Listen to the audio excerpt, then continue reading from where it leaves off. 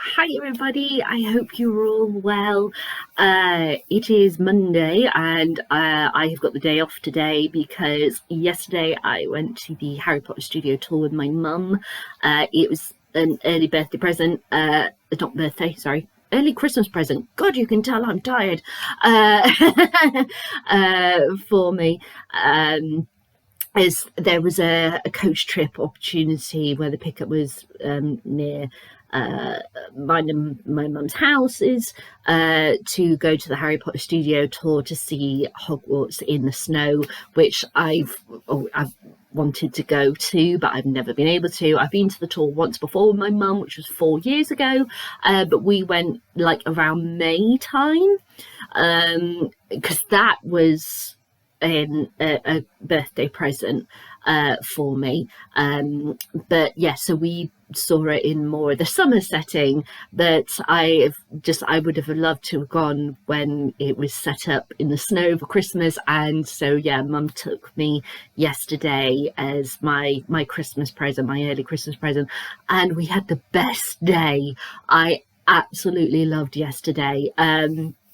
It was so much fun. I got to spend a great day with my mum. There were parts of the tour that were extended. There were parts that were completely new since we went 4 years ago. It was just a blast. And what was so good was that we went in. We got there about 15 minutes before our slot, and we were able to just go straight in. They didn't mind, and there was no queue, but when we came out there was a big queue for the final kind of lot of the day. So yeah, for people to go in, because Sundays they close earlier than the rest of the week, and yeah, so there was no crowd like what we were last time. And last time we went, it was almost like people were constantly bumping into you because they were taking photos, and that you felt like you couldn't stand and look at stuff. Some stuff you couldn't get near. So this time, because we didn't have that, we got to walk around, we got to look at everything. I saw things that I know were there last time, but I never got up close to see them, and it was just absolutely brilliant to do that. So yeah, I just had the best time, and I bought a few goodies which I'm very quickly going to show you. Only 3 things. I could have gotten more stuff, and there was one particular teddy where I was like, oh my god, I need that, but I was like, no, think of your bank account. I told my mum, take a picture of me with this teddy, because if you don't, I will be taking it home with me. So there we go. So the first thing I got was this fabulous Marauders map mug. It's got some tea in it in a minute, so I'm not going to fully tip it, else I'll be pouring tea all over my laptop. But the front bit, it's all raised, and as you go around the back, all of the writing, I suddenly swear I'm up to no good, it's all raised as well. It's just an absolutely gorgeous mug. I just really love it.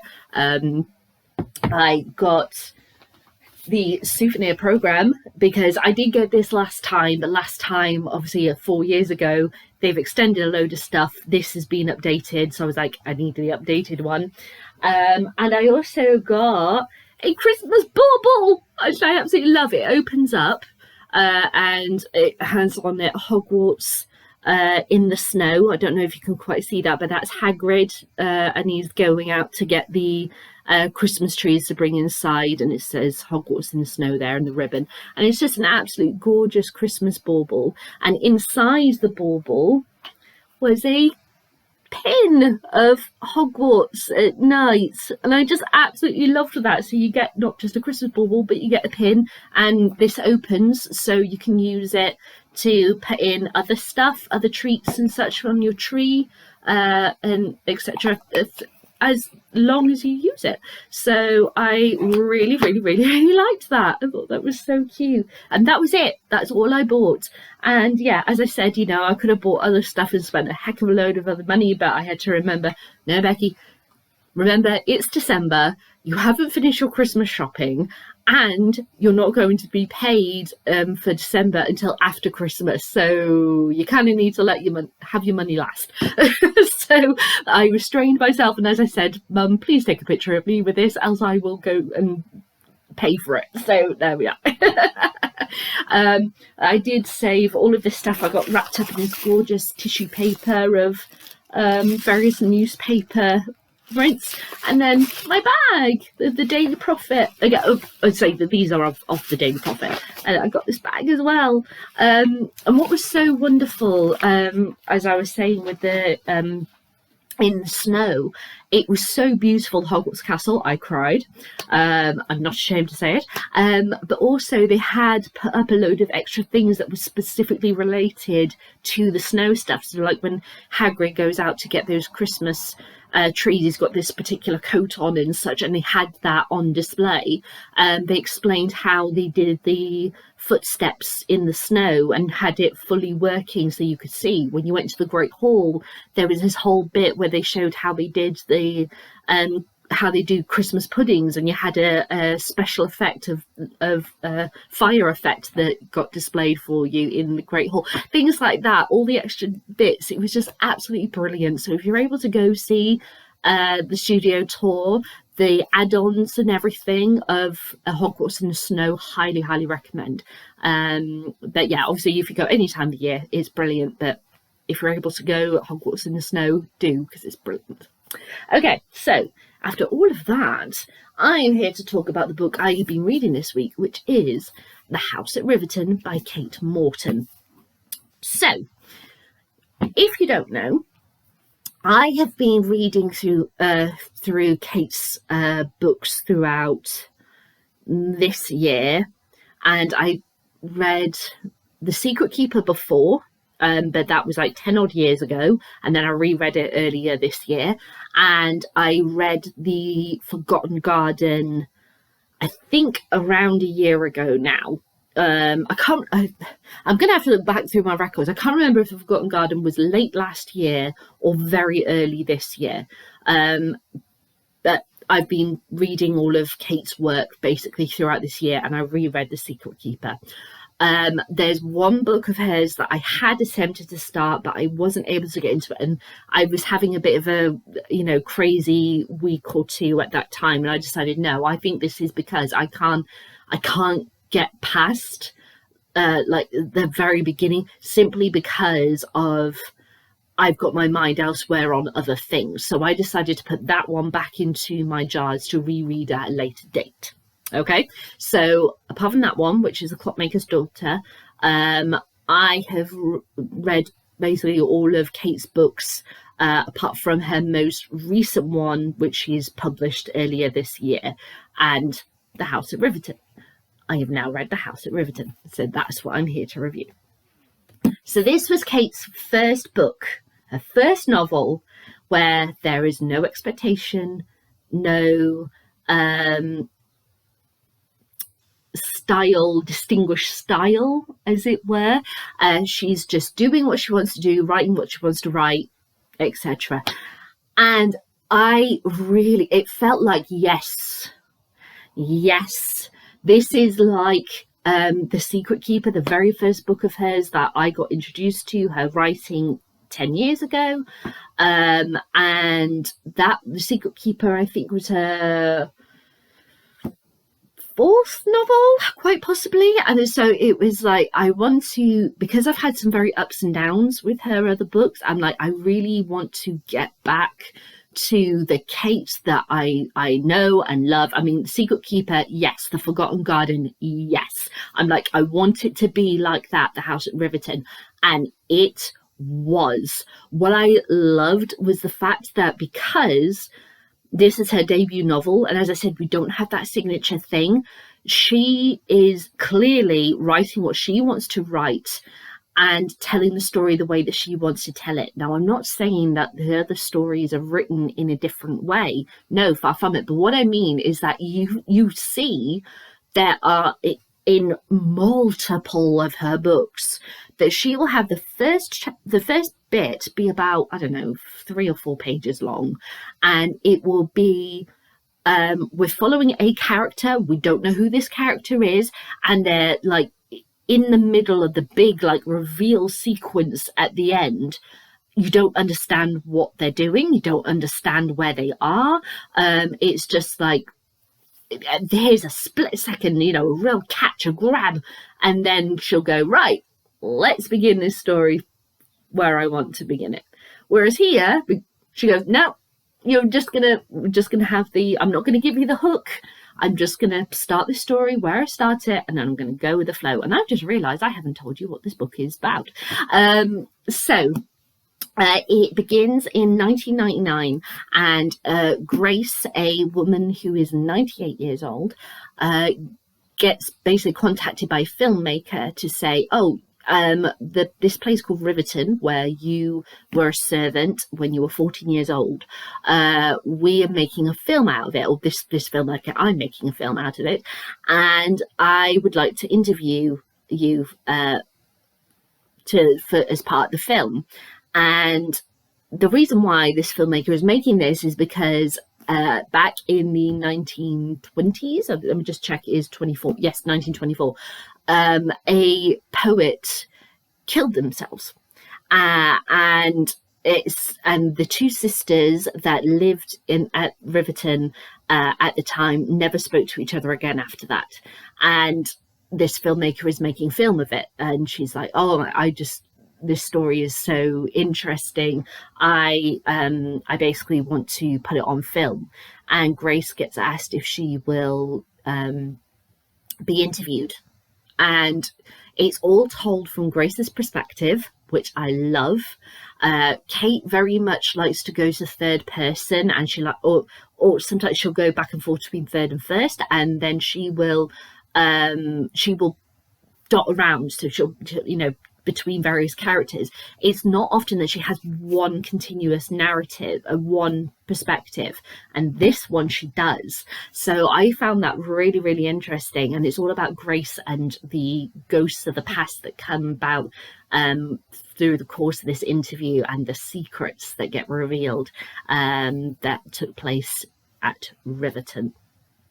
Now, as I said, I feel like this was, it was so wonderful that it was all of that thing of, I know what my readers expect from me, so I'm going to give them that format and everything that they expect, that I've seen play out in later books. She has none of that.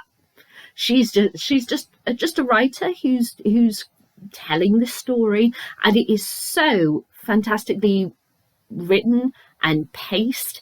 And being from the perspective of a 98-year-old woman, I loved things like how Grace gets annoyed that people perceive her to be, because she is just an elderly woman, that she can't possibly have memories of things, or there's things like when the filmmaker is talking to Grace is listening, and then we'll get a line, you know, because it's from her point of view, going, oh, so she doesn't know about that, or okay, so that's what she's been told, you know, that kind of thing.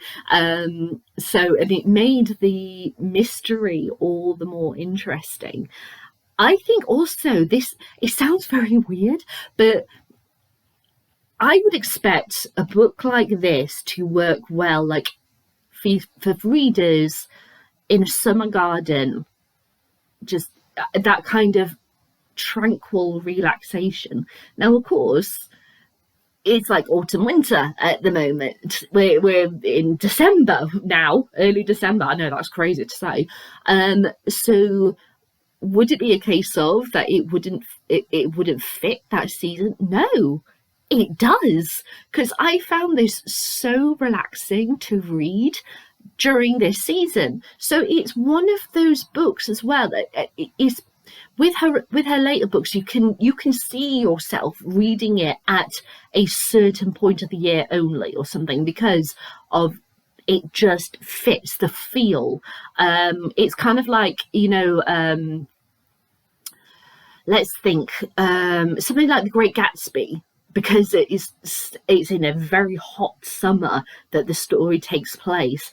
It's very much a summer read rather than reading it like now kind of year. So I tend to either listen to audiobook of Gatsby or read Gatsby or listen to a radio play of Gatsby in the summer, because that is when it's set and that's when I feel the story the most.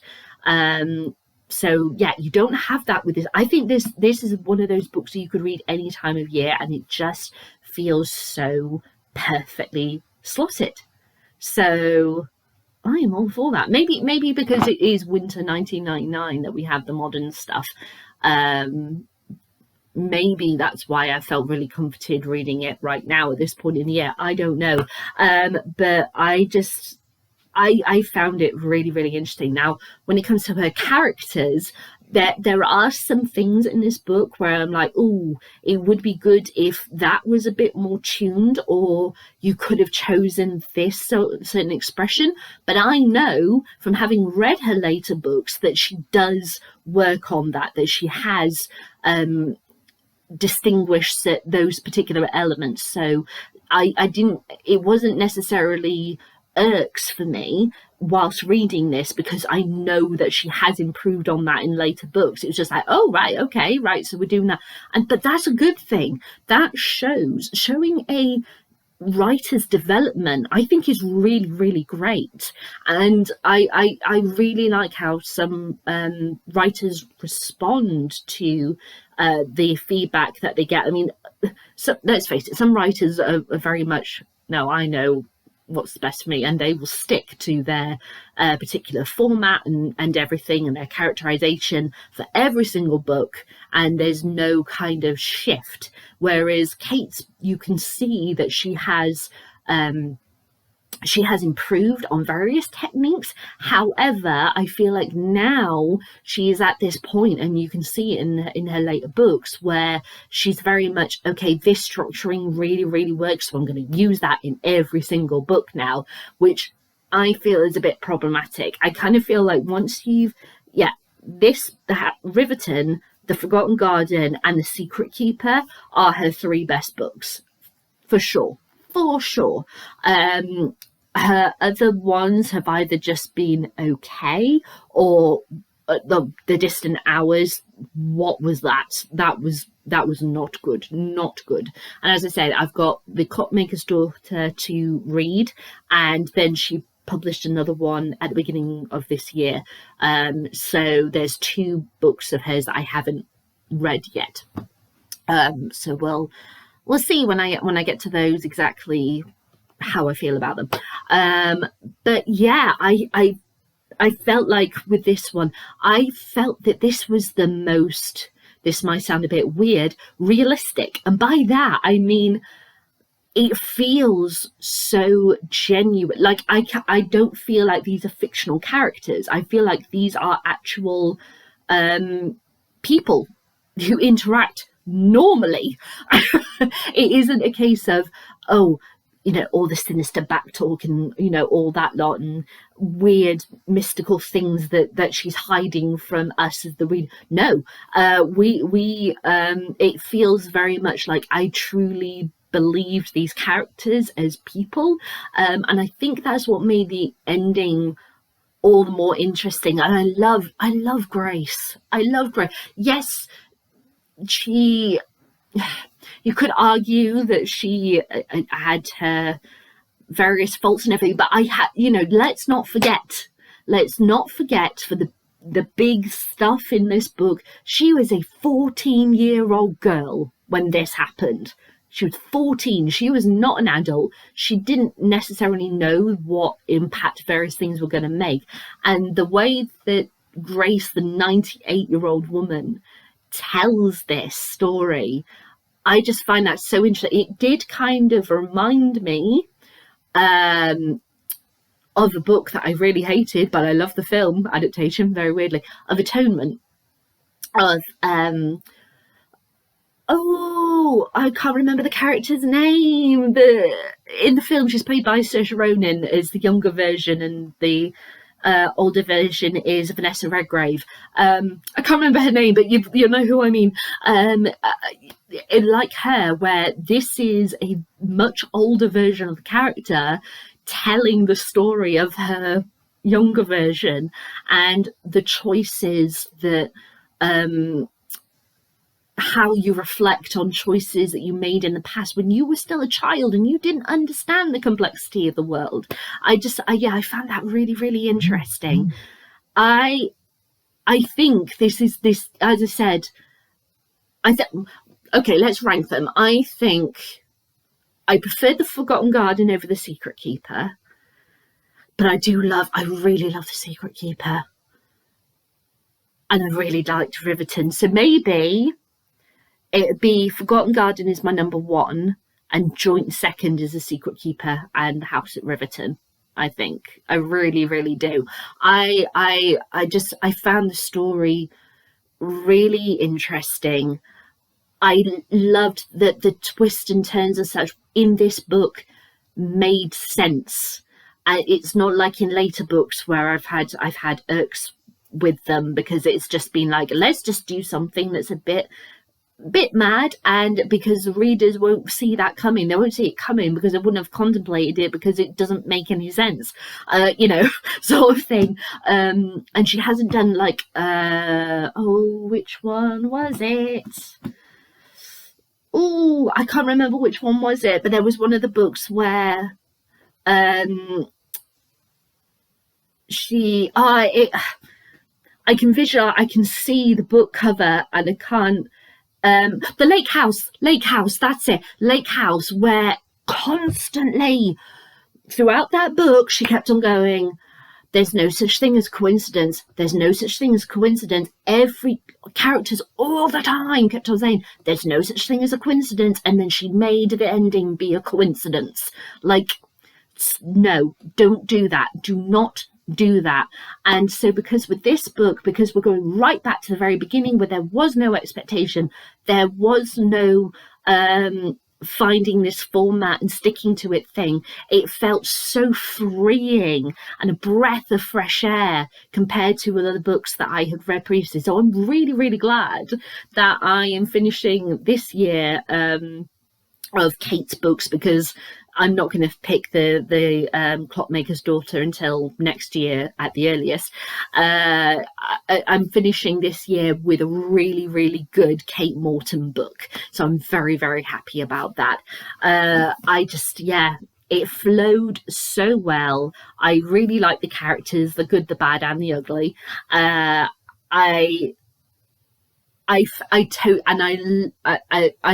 do love the whole reason why the sisters don't talk to each other, which I'm not going to reveal, obviously, because of spoilers, made sense. And it is I totally get it.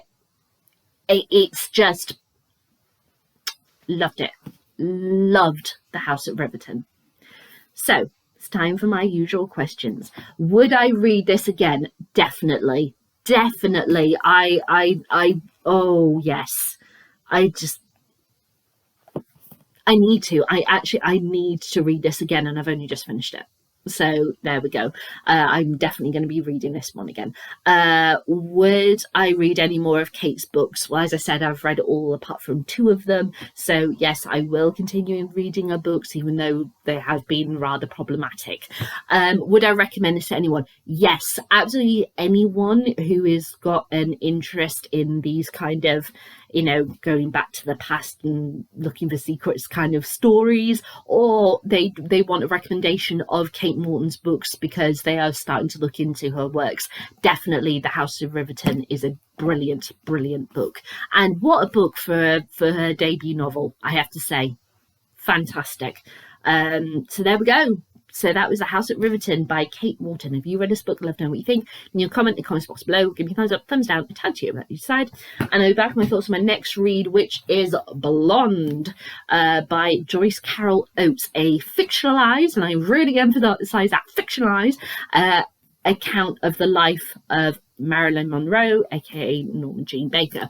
And now this book is like like teeny tiny text, and it is over 700 pages long, so it might take me a couple of weeks to get through this. We shall see, but I'll be back with my thoughts on Blonde as soon as I am done. All right, everybody, bye.